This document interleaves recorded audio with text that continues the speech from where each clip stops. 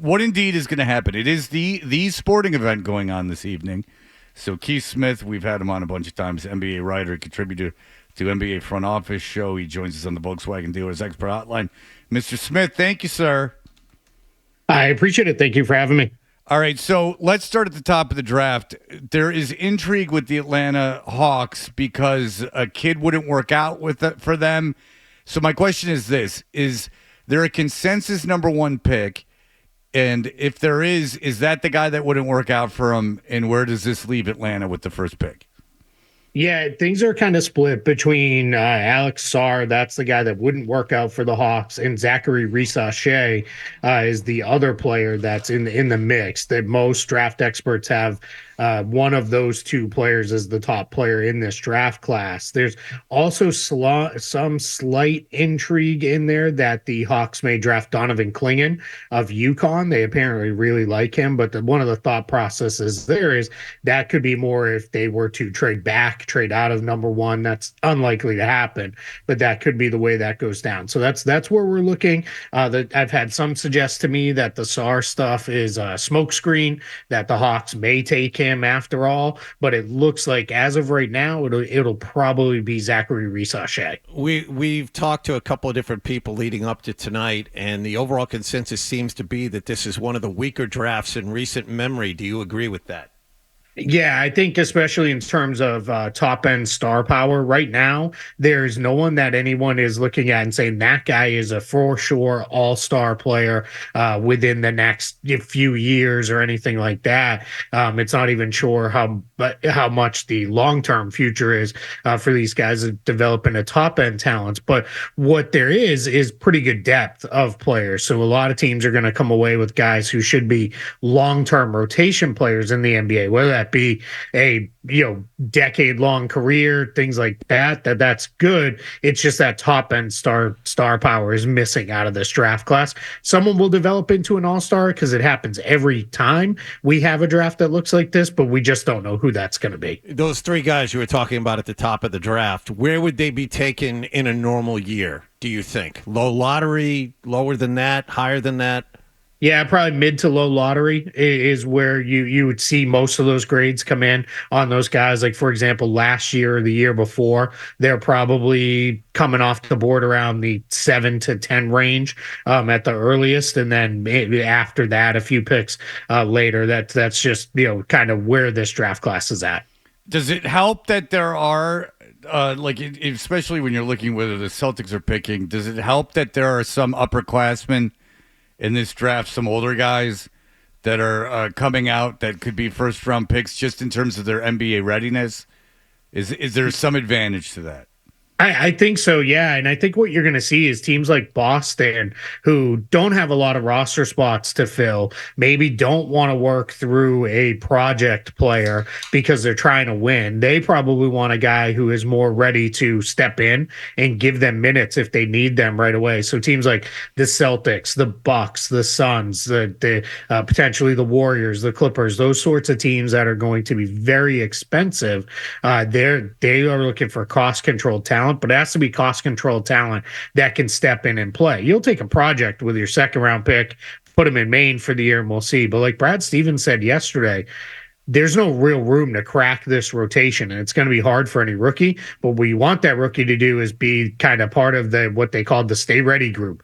Be part of that. Be ready to go when your number is called. But I think if they pick somebody at 30, most of his minutes are probably going to come in Maine. Okay, so can you give us some examples of guys that could be as needed emergency guys that are upperclassmen that the Celtics could be interested in?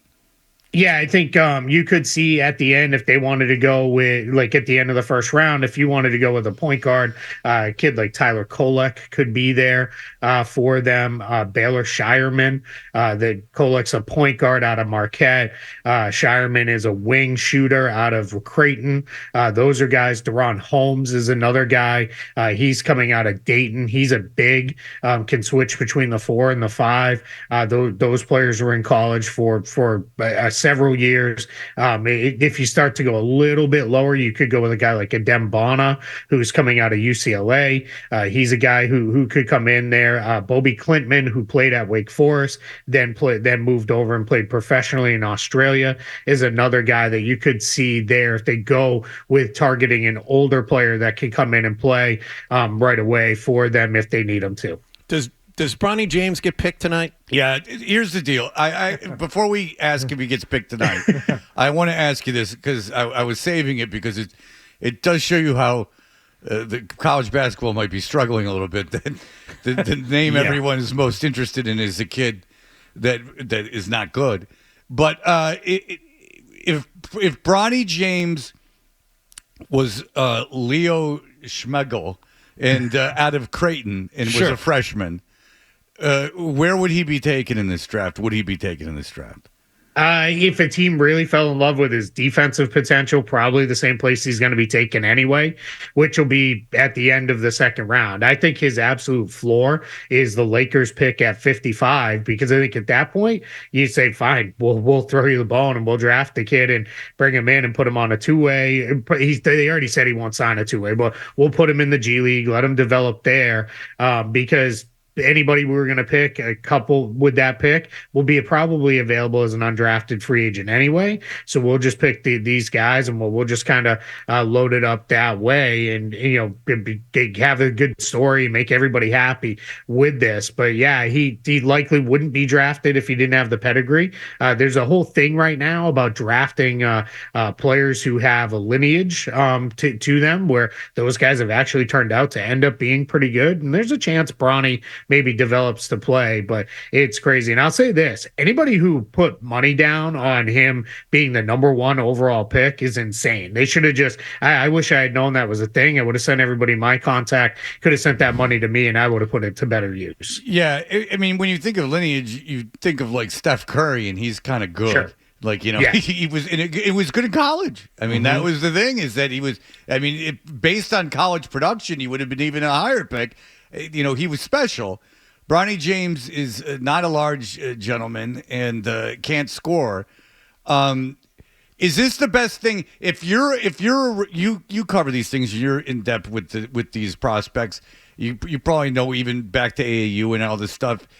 Is this the best thing for Bronny James's career? Like, if he wanted to be a professional basketball player, is getting drafted by the Lakers the best thing for him? Or would he be better being an unsigned free agent, like going into the G League or something like that and making his way, or staying in college?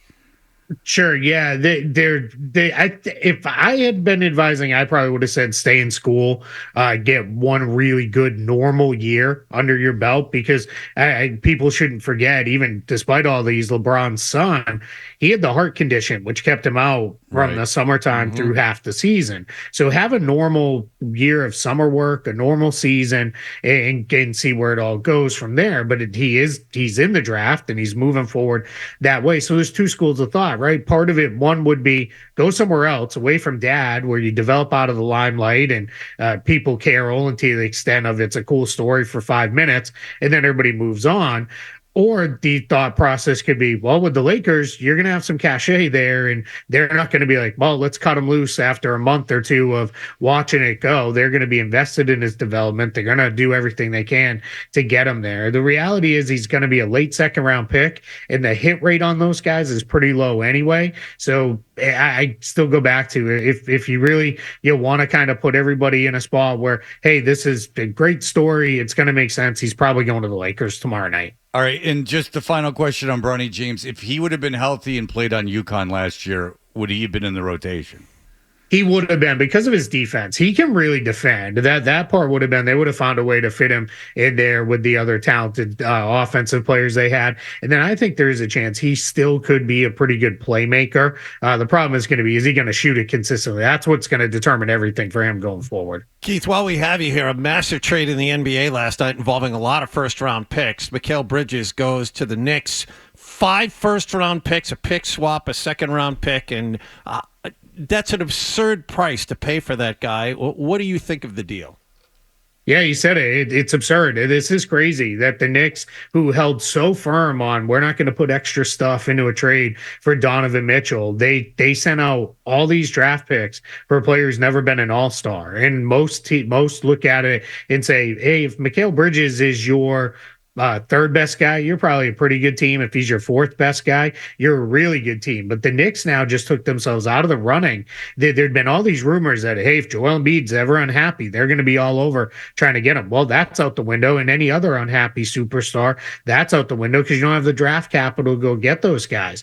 This is one where I think the Nets knew we were moving him. Like it very much came down to, all right, we're open to doing this. We're going to kick off a full scale rebuild here.